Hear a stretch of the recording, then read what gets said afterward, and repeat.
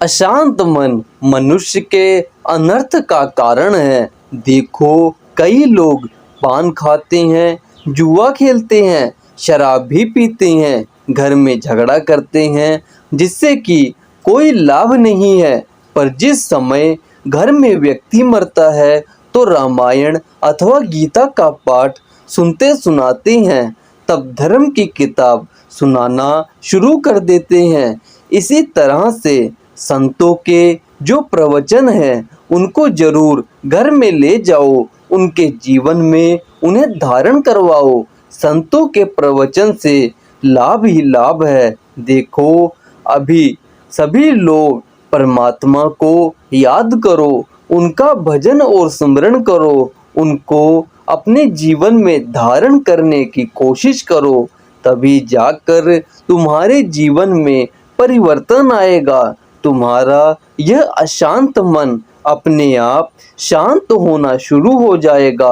भगवान श्री कृष्ण अर्जुन से कहते हैं, हे अर्जुन, जो इस ज्ञान के बारे में दूसरों तक संदेश पहुंचाता है, उसके प्रति कर्म करता है, वही भक्त मुझे प्यारा लगता है, वही मुझे अच्छा लगता है। इसी तरह से आप लोग बहुत दूर दूर से आए हैं और 2 तो 3 आपके दिन ऐसे ही बीतते चले गए। हमें सत्संग में खुद भी आना चाहिए और लोगों को लाना चाहिए।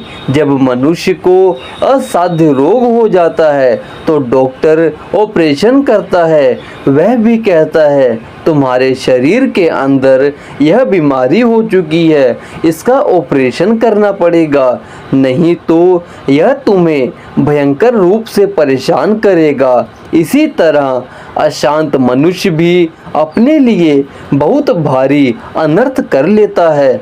अशांत मन ही उसका शत्रु है। जिस तरह से नदी हिमालय पर्वत से बहकर जब समुद्र में मिलती है तब शांत होती है, इसी तरह मन जब तक अपने अंशी से नहीं मिलता, अपने टारगेट से नहीं मिलता, तब तक वह अशांत रहता है। चंचल मन धन में भी शांत नहीं होता और वह परेशान रहता है। यह मन तो भगवान के नाम से ही शांत होगा। मनुष्य सचमुच ही अपने लक्ष्य को जब तक प्राप्त नहीं करेगा उसका मन शांत नहीं हो सकता। हम पत्थर लेकर ऊपर फेंकते हैं, वह भी धरती पर आकर गिरता है, क्योंकि वह पृथ्वी का अंश है। जब तक वह अपने अंशी या अपने मालिक से नहीं मिलता तब तक वह आकाश में नहीं ठहर सकता। इसी तरह से मनुष्य तब तक अशांत रहता है जब तक वह अपने मालिक, अपने लक्ष्य से नहीं मिलता। तब तक अशांत रहता है जब तक वह अपने अंश से नहीं मिलता।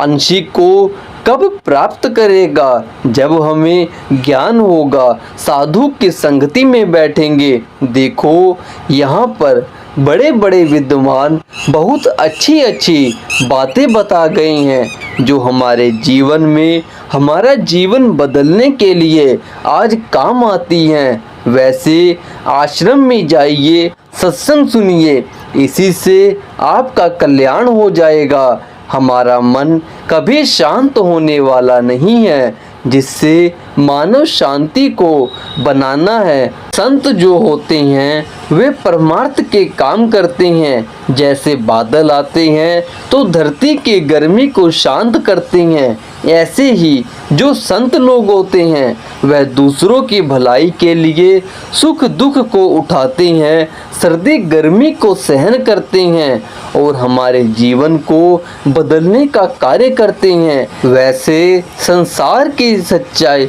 वैसे बहुत से लोग नहीं जानते कि हमें इस जीवन में आने का कारण और रहस्य क्या है। अन्यथा मुट्ठी बांधे आया जगत में हाथ पसारे जाएगा। इस संसार में सभी लोगों ने ऐसे ही चले जाना है, इसलिए ज्ञान को जानो, उसको पहचानो।